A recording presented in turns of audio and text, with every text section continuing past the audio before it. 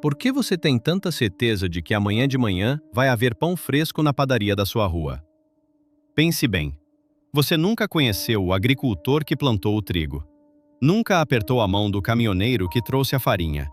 Nunca falou com o engenheiro que projetou o forno, com o técnico que mantém a rede elétrica funcionando ou com quem perfurou o poço de petróleo que virou o combustível do caminhão. Milhares de pessoas que nunca ouviram falar de você trabalharam ontem à noite para que hoje de manhã você pudesse comprar um pão quentinho sem nem precisar pensar nisso. Ninguém coordenou isso. Não existe uma sala de comando global do pão. E ainda assim, funciona. Todos os dias, em quase todas as cidades do planeta. Como? Existem cerca de 8 bilhões de pessoas na Terra. A esmagadora maioria delas nunca vai se conhecer, nunca vai trocar uma palavra. E mesmo assim, de alguma forma, todas essas pessoas conseguem cooperar. Comprando, vendendo, produzindo, trocando, em uma escala tão grande que nenhum cérebro humano, nenhum supercomputador conseguiria planejar sozinho. Isso é, quando você para pensar, completamente bizarro. Formigas cooperam porque compartilham o mesmo DNA. Lobos caçam em matilha porque se conhecem. Mas seres humanos cooperam com estranhos completos, do outro lado do planeta, que falam outra língua e nunca vão saber que você existe. Como isso é possível? A resposta intuitiva, a que a maioria das pessoas dá sem pensar duas vezes, é: alguém deve estar controlando isso. Um governo, uma corporação, uma elite. Faz sentido pensar assim. O cérebro humano evoluiu em pequenos grupos, onde tudo o que acontecia tinha uma causa visível, uma intenção, um responsável. Se a colheita ia bem, era porque o chefe da tribo fez a coisa certa. Somos, por natureza, caçadores de padrões e de culpados, ou de heróis. Mas aqui está o primeiro grande plot twist deste vídeo. Ninguém está no comando. E é exatamente por isso que funciona tão bem. Vamos voltar para o pão. Imagine que você decidisse ser 100% autossuficiente. Nada de comprar nada de ninguém. Você teria que plantar seu próprio trigo, moer sua própria farinha, construir seu próprio forno, gerar sua própria energia. Você provavelmente ia morrer de fome antes de conseguir a primeira fatia. É aqui que entra uma das ideias mais poderosas e mais contraintuitivas da economia. O comércio não é um jogo de soma zero. Quando duas pessoas trocam voluntariamente, as duas saem ganhando. Não é que uma ganha e a outra perde, as duas melhoram de vida. Isso acontece por causa de um conceito chamado vantagem comparativa. Cada pessoa, cada empresa, cada país é relativamente melhor em produzir algumas coisas do que outras. Quando cada um se especializa naquilo que faz melhor e troca o excedente com os outros, o resultado é que todo mundo acaba com mais bens e serviços do que teria sozinho.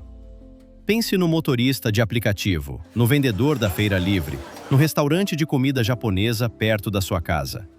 Nenhum deles precisa saber nada sobre agricultura, mecânica de motores ou telecomunicações. Eles se especializaram em uma coisa: dirigir, vender verduras, fazer sushi e trocam o resultado desse trabalho por tudo o mais de que precisam. O Uber existe porque alguém é melhor dirigindo do que você agora, nesse momento, precisando chegar a um lugar.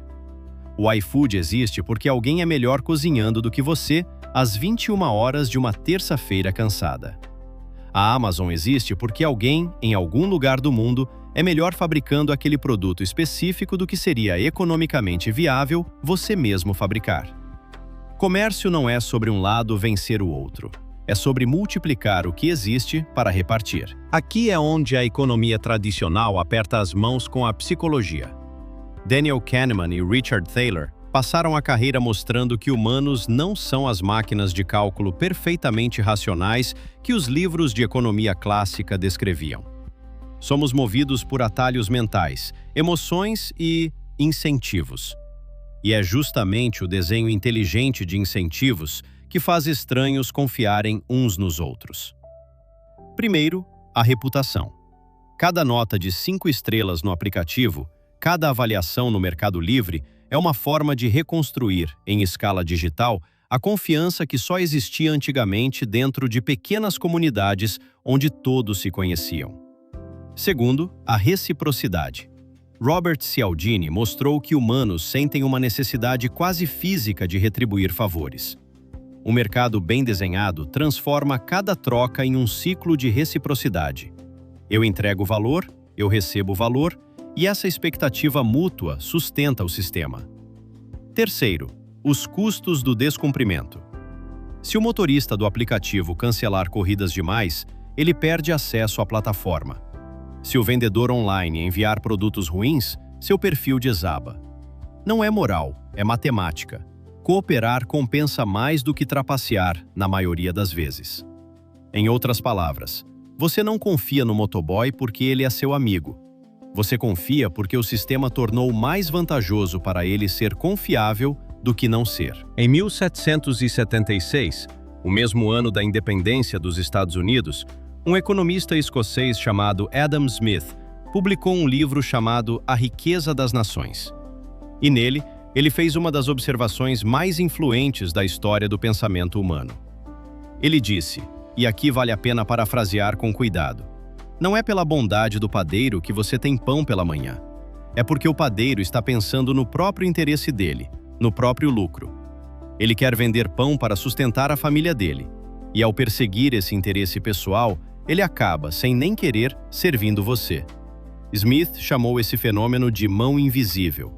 A ideia é que quando milhões de pessoas perseguem seus próprios interesses dentro de um mercado livre, o resultado agregado tende a beneficiar a sociedade como um todo, mesmo que ninguém tenha planejado isso. E o instrumento que faz essa mágica acontecer é o preço. Um preço não é só um número, é uma mensagem. Quando o preço da farinha sobe, isso está gritando para milhões de pessoas ao mesmo tempo. Produza mais trigo, consuma menos pão, invista em fábricas de farinha. Ninguém precisa mandar um e-mail avisando. O preço já fez esse trabalho de coordenação sozinho. É um sistema de comunicação distribuído, girando 24 horas por dia, em cada mercado do planeta, sem servidor central, sem CEO global. E funciona porque cada comprador olha o preço para decidir o quanto quer, e cada vendedor olha o preço para decidir o quanto vai oferecer. Você não precisa ir muito longe para ver a mão invisível trabalhando hoje, agora, no Brasil. O Pix é a mão invisível em forma de infraestrutura. Reduziu o custo de confiar em transações financeiras entre estranhos a praticamente zero, e o volume de trocas explodiu. O Mercado Livre e a Shopee são versões digitais da velha Feira Livre. Só que, em vez de conhecer o vendedor pessoalmente, você confia no sistema de avaliações. O Airbnb e o Uber transformaram ativos parados, um quarto vago, um carro parado na garagem, em fonte de renda, coordenando oferta e demanda em tempo real por meio de preços dinâmicos. Até o Bitcoin e projetos de código aberto, como o Linux ou o Wikipedia, são experimentos radicais na mesma ideia.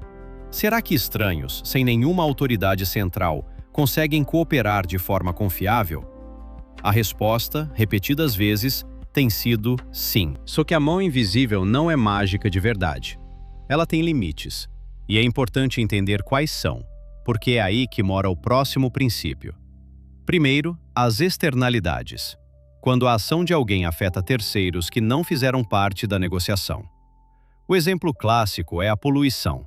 A fábrica e o consumidor fecham um ótimo negócio entre si, mas quem mora perto do rio contaminado nunca foi consultado. Segundo, o poder de mercado. Se existe só um poço de água numa cidade inteira, o dono desse poço não sofre a pressão da concorrência e pode cobrar o que quiser. A mão invisível depende de competição para funcionar bem. Sem ela, vira punho fechado. Terceiro, a assimetria de informação. E se o vendedor sabe algo importante sobre o produto que o comprador não sabe? E os bens públicos, como segurança nacional ou iluminação pública, que ninguém tem incentivo individual de pagar, mas todo mundo quer usar de graça? Quando esses problemas aparecem, o mercado sozinho não resolve. E é exatamente aqui que entra a peça que faltava. Se a mão invisível é tão poderosa, por que precisamos de governo? A resposta de Mankiw tem duas partes. A primeira, a mão invisível só faz mágica se existirem regras do jogo garantidas por alguém. Direitos de propriedade, cumprimento de contratos, segurança. Pense assim, um agricultor só planta se tiver certeza de que a colheita não vai ser roubada. O restaurante só serve à mesa se tiver garantia de que o cliente vai pagar antes de ir embora. Sem tribunais, sem polícia, sem regras claras, ninguém confia em ninguém, e o mercado inteiro trava. O governo, nesse sentido, não é inimigo do mercado. Ele é a fundação sobre a qual o mercado se apoia. A segunda razão. A mão invisível é poderosa, mas não é onipotente. Ela resolve o problema da eficiência, fazer o bolo econômico crescer. Mas ela não garante nada sobre igualdade, como esse bolo é dividido. O melhor jogador de basquete do mundo ganha mais do que o melhor jogador de xadrez, simplesmente porque mais gente está disposta a pagar para assistir basquete. Isso pode ser eficiente e, ainda assim, parecer profundamente injusto para muita gente. Então, a maioria das políticas públicas, imposto de renda, previdência, regulação ambiental, defesa da concorrência, giram em torno de duas perguntas. Como aumentamos o bolo? E como dividimos ele de um jeito que a sociedade considere justo? E aqui chegamos numa pergunta que ninguém, nem os melhores economistas do mundo, resolveu de vez.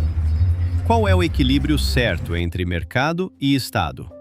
Economistas como Milton Friedman e Friedrich Hayek argumentavam que o governo deveria intervir o mínimo possível, confiando que a mão invisível, na maioria dos casos, encontra o melhor resultado sozinha.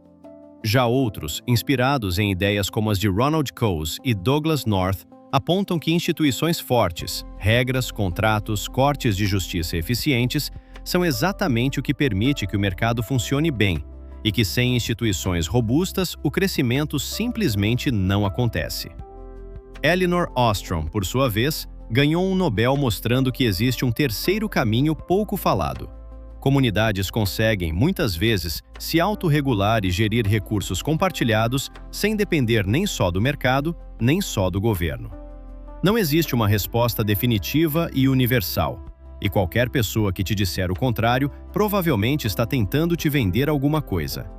O que existe são diferentes visões, diferentes valores e diferentes evidências, disputando espaço até hoje, em toda eleição, em todo o debate econômico. Vamos voltar para aquele pão. Aquele pão que você comprou hoje de manhã só existe porque um agricultor confiou que valeria a pena plantar trigo. Porque um caminhoneiro confiou que seria pago pela entrega. Porque um padeiro confiou que você ia aparecer para comprar.